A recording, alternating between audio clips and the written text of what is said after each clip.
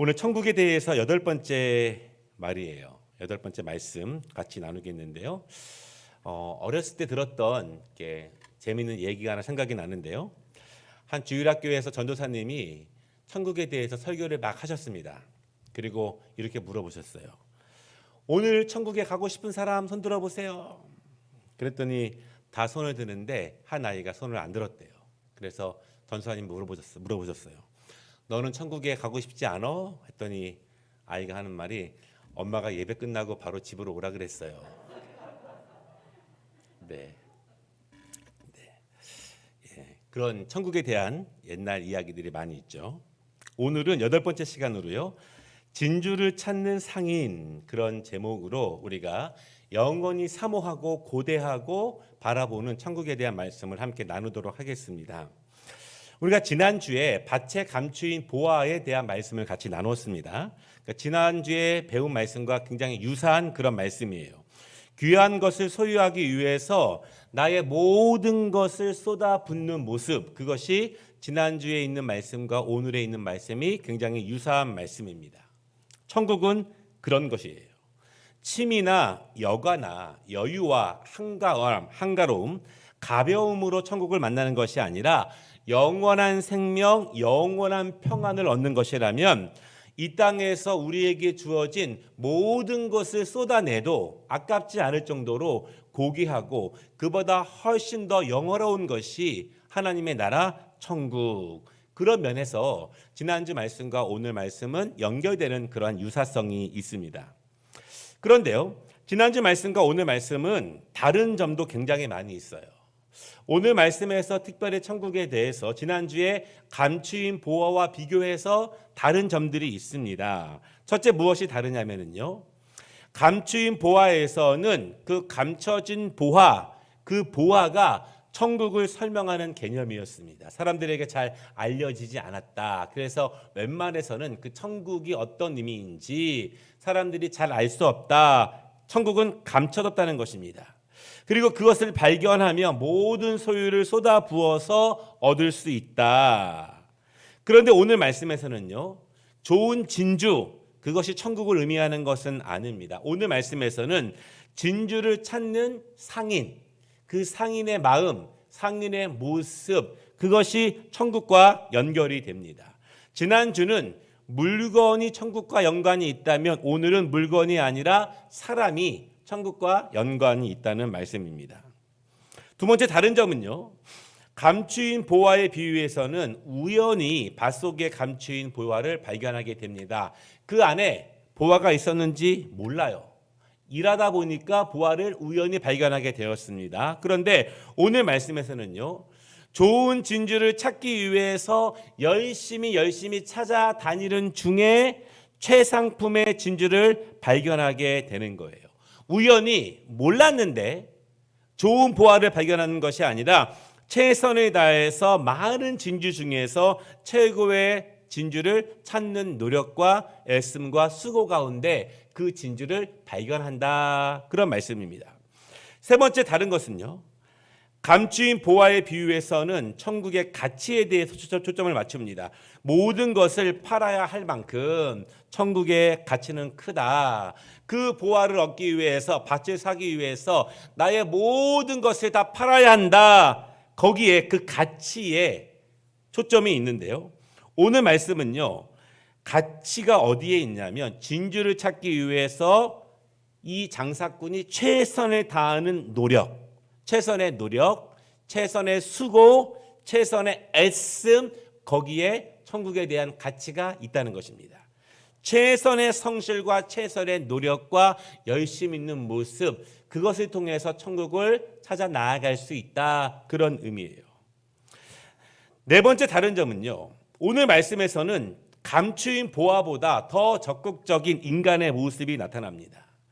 그 보화, 그 천국, 그 진주를 찾기 위해서 적극적으로 찾아 나아서는 자발적인 열심, 자발적인 행동을 통해서 천국을 얻을 수 있다는 거예요. 소극적이고 침묵적이고 가만히 있는 것이 아니라 극히 아름다운 진주를 찾기 위해서 자발적으로 우러나오는 마음으로 독립적인 모습으로 최선을 다하는 열심을 천국과 연결하고 있습니다.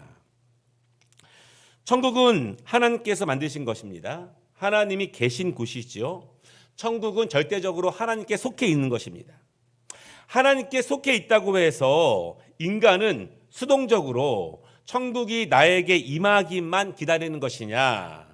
천국이 하나님께 속해 있기 때문에 하나님이 나를 선택해 주기만을 내가 기다리는 것이냐? 그것을 넘어서 천국의 주인이신 하나님의 아들이고 딸인 우리, 하나님의 자녀들인 우리가 적극적으로 천국의 동참자가 되고 천국의 기쁨을 누리고 천국의 기쁨을 나누는 동참자가 되는 것이 오늘 비유의 목적이에요.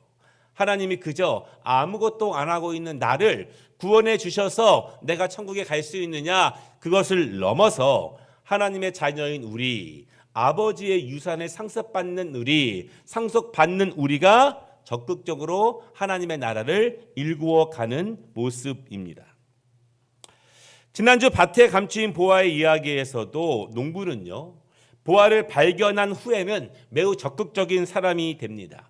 보아의 가치를 알아봅니다. 그리고 모든 것을 다 팔아야 한다는 것을 알게 됩니다. 그 다음에는 아주 적극적으로 아주 열심히 움직여요.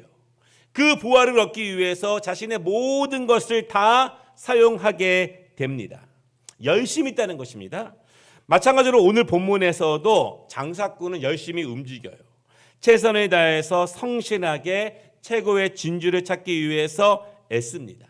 이런 점에서는 두 이야기의 유사점이에요. 그런데 분명하게 다른 점이 있습니다. 무엇이냐면 보아를, 진주를 발견하기 전의 모습이 달라요. 밭에 감추인 보아의 이야기에서는요, 농부가 보아를 위해서 한 일은 아무것도 없습니다. 보아는 인간이 어디 있다고 생각하고 찾을 수 있는 것이 아니라 보아는 발견되어져야만 하는 거예요. 우리가 만약에 어디 있다고 안다면 그 밭을 열심히 파겠죠. 보아는 그렇게 발견하는 것이 아니라 보아는 발견되어져야 하는 것입니다. 그런데 오늘 본문에서는 발견되어지는 것이 아니라 보아는 찾는 것이다. 진주는 찾는 것이다. 천국은 찾는 것이다. 이미 최고의 진주가 있다는 것을 알고 믿고 수많은 진주를 만나가면서 최고의 진주를 찾아 나서는 것, 수많은 비슷한 것과 유사한 것들이 많이 있지만 제대로 된 극히 값어치가 있는 진주를 알아보는 것, 열심 있게 그것을 찾아 나서는 것, 인간에게 조금 더 열심과 독립적인 모습이 이 안에는 포함되어 있어요. 천국은 구원받아야 갈 수 있습니다. 그런 의미에서 천국과 구원은 연결돼요. 천국과 마찬가지로 구원은 전적으로 하나님의 영역입니다. 하나님께 속해 있습니다. 구원은 하나님이 시작하신 일이고요. 하나님께서 세상을 창조하시고 인간을 만드셨고 인간을 구원하러 오셨습니다. 구원 사역은 전적으로 하나님의 영역이에요. 하나님이 우리에게 찾아오시지 않았다면, 예수님을 보내시지 않았다면은 구원과 천국은 우리와 전혀 상관이 없는 이야기가 됩니다. 그저 우리 편에서는요, 우리가 죄에 오염되었고 죄로 타락했지만 우리 안에 일부 남아있는 하나님의 형상을 통해서 하나님에 대한 이미지를 어느 정도 볼 수 있을 정도로만 구원은 우리와 사실 굉장히 멀리 떨어져 있는 것처럼 보입니다. 그런데 하나님은 인간에게 자유의지를 주셨습니다. 인간을 기계처럼 만드신 것이 아니에요. 그래서 인간은요, 하나님이 주신 이성적 능력, 자유의지를 통해서 하나님을 열심히 찾을 수 있는 마음도 주셨지만 하나님을 찾지 않는 마음 또한 스스로에게 부여하셨어요. 그것은 하나님이 그 안에서 기계처럼 우리를 작동하시지 않습니다. 하나님을 적극적으로 찾아갈 수 있는 마음, 사모함, 그리움, 영혼을 사랑하고 영혼을 기다리는 마음을 우리에게 주셨고 그것이 값지고 그것이 최고의 보화이고 나의 모든 것을 쏟아부을 만큼 내가 그것을 찾아 나서는데 최선을 다하는 마음을 우리에게 주셨어요. 그러나 정반대로 그 가치를 알아보지 못하고 열심을 내지 못하고 수동적이지 못하고 독립적이지 못하게 하는 것조차 하나님은 우리를 기계적으로 통솔하는 것이 아니라 각자에게 주신 자유의지를 통해서 하나님 앞에 서도록 하나님이 인도하신 것입니다. 우리는 그래서 각각의 다른 분량이 있습니다. 나의 구원에 대해서 찾아 나서는 분량이 다를 수 있어요. 하나님의 천국을 바라보는 우리의 갈망이 다를 수 있습니다. 하나님의 은혜를 사모하는 절대적으로 얼마나 필요한가에 대한 우리의 마음의 열정이 다를 수밖에 없어요. 하나님의 축복을 얼마나 사모하느냐, 얼마나 믿느냐에 대한 우리의 마음은 다를 수밖에 없습니다. 적극적으로 찾아가고 사모하고 애쓰고 노력하고 열정적으로 갈구하는 마음이 있지만 그렇지 않은 마음들도 굉장히 많이 있다는 것입니다. 이것이 오늘 이 비유에 있는 중요한 말씀이에요. 근데 중요한 것은요, 하나님은 그렇게 찾는 자에게 은혜를 주신다는 말씀을 여러 군데서 하고 계셔요. 요한복음 4장 23절을 보면은요, 아버지께 참되게 예배하는 자들은 아버지께 열정을 다해서 열망하며 진실로 영으로 신실하게 집중해서 모든 것을 다해서 귀하게 하나님을 참되게 예배하는 자들은 영과 진리로 예배할 때가 오나니 곧 이때라. 아버지께서는 자기에게 이렇게 예배하는 자들을 찾으시느니라. 그럴 수밖에 없는 형편도 있지만 형편이 그렇지 않다면 하나님은 불편한 예배를 원하십니다. 편한 예배가 아니에요. 편한 예배가 아닙니다. 하나님은 불편한 예배를 찾으세요. 불편한 예배를. 히브리서 11장 6절을 보면은요, 믿음이 없이는 하나님을 기쁘시게 하지 못하나니 하나님께 나아가는 자는 반드시 그가 계신 것과 또한 그가 자기를 찾는 자들에게 상 주시는 이심을 믿어야 할지니라. 하나님의 은혜를 열망하며 하나님의 뜻을 이루는 것을 갈망하고 하나님이 나에게 주신 사명, 내가 감당해야 되는 것들, 지금 이 시대 이 상황 가운데 하나님이 나에게만 부여하신 그 뜻을 이루고자 갈망하며 애쓰며, 제가 자주 말씀드리지만 영어로 레슬링이라고 말씀드렸어요. 레슬, 분투하는 거예요. 하나님이 나에게 주신 사명, 그 소망, 내 마음에 주신 깨달음을 이루기 위해서 이 시대가 요구하는 나와 우리 교회에게 주신 그 뜻을 이루기 위해서 갈망하고 분투하고 애쓰는 그 모습으로 하나님을 찾는 자들에게 하나님은 상 주시는 분이다. 그것을 믿는 것이다. 믿음의 열망과 믿음의 정도는 그렇게 나눠질 수밖에 없습니다. 성경은 분명히 열심히 찾고 최선을 다해서 찾아 나서는 자들에 대해서 말씀을 하고 있습니다. 그냥 기다리는 것이 아닙니다. 성경의 가르침은요, 감나무 아래에서 감이 떨어지기를 찬송하는 것이 아니에요. 감이 떨어지기를 기도하고 감이 떨어지기를 사모하고 감이 떨어지기를 열망하는 것이 성경의 가르침의 모든 것은 아닙니다. 물론 아무것도 할 수 없는 가운데 아버지의 은혜만을 구하는 모습도 성경은 가르치고 있지만 또한 굉장히 많은 부분에서는 갈망하고 열망한다면, 사모한다면, 원한다면 나무에 올라가라. 나무에 올라가라. 애써라. 나무를 타고 올라가고 사다리를 놓고 올라가라. 하나님을 찾으라. 우리의 적극적인 신앙의 참여도 말씀하고 있습니다. 왜냐하면 우리는 하나님이 그저 주셔야만 먹을 수 있는 존재가 아니라 하나님의 자녀로서 하나님의 유산과 축복의 상속자로서 하나님이 주시는 천국을 아버지의 은혜 안에서 함께 누릴 수 있는 거예요. 둘째 아들은 염치가 없으니까 아버지가 베푼 잔치상을 감사함으로 받았지만 아버지의 마음은 그렇습니까? 그렇지 않아요. 아들은 언제라도 그 잔치상에 앉을 만한 자격이 있고 마음껏 먹을 수 있는 자격이 있습니다. 왜냐하면 아들이고 유산의 상속자이기 때문에 그렇다는 거예요. 예수님께서 말씀하신 밭에 감추인 보화와 진주를 찾는 상인의 가르침은 굉장히 유사해요. 천국의 은혜가 값지다는 것을 아는 사실, 또한 그것을 분별할 수 있는 눈, 그 가치를 분별할 수 있는 눈, 가치에 대한 분별을 가지고 모든 것을 헌신할 수 있는 마음, 그것을 위해서 최선을 다하는 우리의 삶과 모습. 그런데 지난주 말씀과 오늘 말씀을 비교해 보면은 천국을 만나는 방법은 약간 달라요. 우연히 천국을 발견하는 사람이 있어요. 우연히 밭에 감추인 보화를 발견하는 사람이 있습니다. 친구 따라 교회 갔다가, 교회 오빠 보러 갔다가, 문학의 밤에 갔다가, 우연히 성탄절에 갔다가 우연처럼 밭에 감추인 보화 천국을 발견하는 사람도 있어요. 반대로요, 천국을 찾아 평생을 헤매는 사람들이 있습니다. 하나님이 계시다면 정말 어디에 있는가? 이 많은 불의 가운데 하나님의 정의는 어디에 있는가? 나의 삶의 목적은 어디인가? 내가 진정으로 쉴 수 있는 곳은 어디인가? 각각 나름대로의 천국을 평생 찾아다니는 사람들도 있어요. 천국은 밭에 감추인 보화처럼 우리에게 다가오기도 합니다.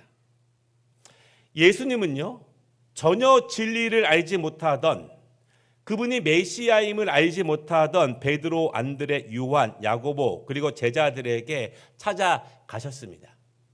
그 제자들이 메시아를 찾아 헤맨 것이 아니었어요. 그들에게는 우연처럼 메시아가 발견되었습니다. 왜냐하면 메시아가 그들에게 찾아왔기 때문이에요. 그들의 의지가 아니라 그들의 일상의 삶 속에서 그들은 우연처럼 메시아를 만나게 됩니다. 그러나 제자들에게 훌륭한 점이 있다면 그분의 몇 마디의 말을 통해서 자신의 모든 인생을 그분께 올인할 수 있다는 마음을 가진 것은 제자들의 놀라운 영적 분별력이에요. 그 영적 분별력이 제자들의 모든 방면에서의 높은 능력을 다 말하는 것은 아닙니다. 여러 가지로 우둔할 수 있고 여러 가지로 부족할 수 있어요. 여러 가지 더 훈련 받아야 됩니다. 그러나 그들에게 가지고 있었던 그 한 가지는 단순한 몇 마디지만 예수님의 말씀 가운데 있었던 나를 살리는 말씀, 나를 인도하는 말씀, 나를 사람 낳는 제자로 인도하시는 말씀, 나를 하나님 나라의 큰 역사의 중요한 도구와 통로로 사용하시겠다는 그 말씀을 듣고 그 가치를 믿고 나의 모든 것을 팔아서 그분께 나아가는 제자들의 모습, 그것이 너무나 중요한 제자들의 모습일 수 있어요. 제자들은요, 그 이후에 자신의 일생 전체를 투자해서 예수의 길을 따릅니다. 그런데요, 한 부자 청년은 영생의 길을 알기 원했습니다. 늘 영생의 길이 어디 있는지, 어떻게 해야 되는지 사모했어요. 늘 하나님이 무엇을 기뻐하시는지, 어떻게 영원한 나라에 갈 수 있는지 알기를 늘 원했습니다. 늘 원하다가, 늘 찾다가 예수님께 나왔어요. 그리고 예수님께 영생의 길을 묻습니다. 그런데 예수님은 그에게 너무나 심플한 답을 주시는 거예요. 너무나 뻔한 답을 주시는 거예요. 너의 재물을 팔아 가난한 자들을 섬기라. 그러나 그 부자 청년은요, 근심하여 집으로 그냥 돌아갔습니다. 그에게 영생은 물질보다는 귀하지 않은 거예요. 영생은 그의 모든 것을 다 팔아서 쏟아붓는 것만큼 나에게 절실하게 필요한 것은 아니었습니다. 밭에 감추인 보화의 이야기와 오늘 이 극히 비싼 진주를 찾는 상인의 이야기를 보면 영생을 사모했지만 알기 원했지만 그냥 집으로 돌아간 부자 청년의 이야기에 대해서 우리가 보다 더 쉽게 천국이 무엇인가, 우리의 진정한 사모함이 무엇인가에 대해서 생각해 볼 여지가 많이 있습니다. 사랑하는 여러분, 우리는 여러 가지 문제로 하나님의 귀한 답을 얻기 원할 때가 있습니다. 그러나 대부분 하나님은요, 내가 듣도 못한 신기하고 새로운 답변을 우리에게 주시지 않아요. 하나님은 대부분 우리가 이미 알고 있는 너무나 단순하고 심플한 답을 우리에게 주십니다. 사실은 그것이 길이었어요. 그것이 진리였고 그것이 생명이었습니다. 그 안에 진리가 있었고 하나님은 이미 수없이 많이 여러 번 그 길을 우리에게 말씀해 주셨어요. 중요한 것은 말씀을 듣는 것이 중요한 것이 아니라 그 말씀을 지금 나의 문제, 나의 갈급함, 나의 사모함, 나의 열망을 해결할 수 있고 열 수 있는 하나님의 말씀으로 받느냐, 그 가치를 아느냐, 내 모든 것을 쏟아붓느냐, 여기에 차이가 있다는 것입니다. 말씀을 마치겠습니다. 오늘 핵심 메시지는요, 최고의 진주를 찾기 위해 모든 노력과 열심을 갖는 상인, 그 상인의 모습을 46절에 뭐라고 말하냐면 극히 값진 진주 하나를 찾는 그의 수고와 애씀과 노력, 그것이 천국과 같다. 자신의 모든 열망과 시간과 은사와 인생과 자신에게 포함된 모든 것을 투자하는 것보다 천국의 은혜와 천국의 가치는 훨씬 더 우월하다는 것입니다. 그렇다면 우리는 예수님을 조금 더 불편하게 믿을 필요가 있어요. 왜냐하면 열심히 찾아 나서고 기다리는 것이 아니라 올라가려면 굉장히 불편합니다. 오늘 예수님은 그것을 우리에게 가르치십니다. 바라기는 여러분, 진리의 말씀을 찾는데, 헌신하고 봉사하는데, 복음을 전하고 하나님의 나라를 세우는 데에 더욱더 찾아 나서는 상인들이 되시기를 주님의 이름으로 축복합니다.